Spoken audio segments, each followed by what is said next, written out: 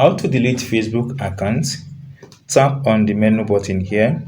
Tap on the settings.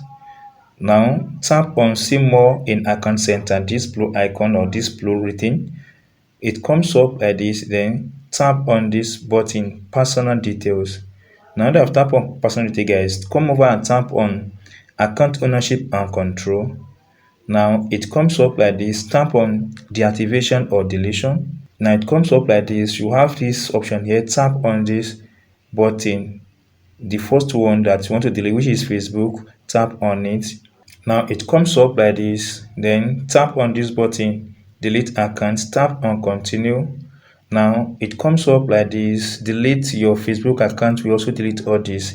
Tap on continue. Now select an option here. Let's say I want to do this. Tap on continue. Now tap on continue again. Here you have to scroll up and see all these options. Then tap on continue.